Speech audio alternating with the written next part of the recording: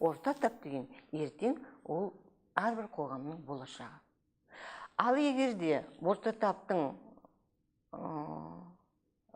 өмір деңгейі, өмір сапасы төмендеп кетсе, онда біз екінші түсінігіміз бар, кедейшілікке жолығатын жағдай.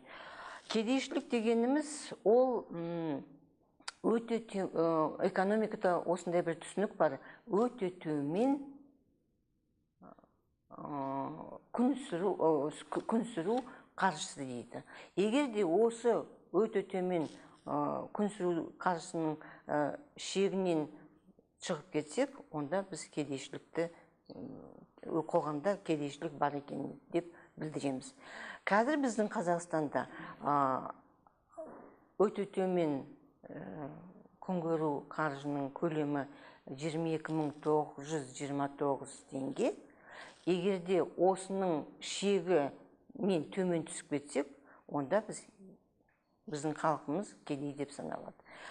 Бірақ та 40% егерде төмен түссе, біздің Қазақстанда солай белгіленген. Егерде 40%-дан төмен түсіп кетсе, онда біз кедейміз деген неге жағдайға келеміз.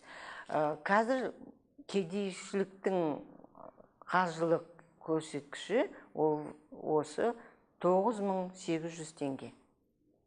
9800 теңгеге адам өмір сүре ала ма? Осы бір үлкен сұрақ. Сондықтан әрбір мемлекет өзінің кедейшілік несін шегін әрқайсысы өздері білдіреді. Бізге келгенде ол бір күнде 306 теңгеге не сатып алуға болады деген сұрақ. Ол дегеніміз 1 литр сүт, 2 бұғанка дейміз ба, нанның бұғанкасын, екеуін осыған өмір сүру деген жағдай.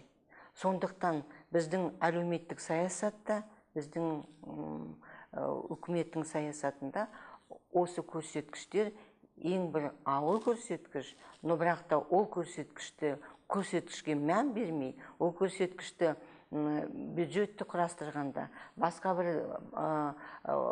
тұжырымдарды қабылдағанда, ол көрсеткішті міндетті түрде назар аударып, осы көрсеткіштермен жұмыс істейді. Сондықтан орта тап егерде о жағдайы жаман болып кетсе, кедейшілік қалып келетін. Сондықтан осы екі түсінік әлеуметтік дамудың өте қиын, өте ауыр жағдайы. Сондықтан бар енді саясаттың бәрі осы көрсеткіштерді төмендету үшін жұмыс жасалынады.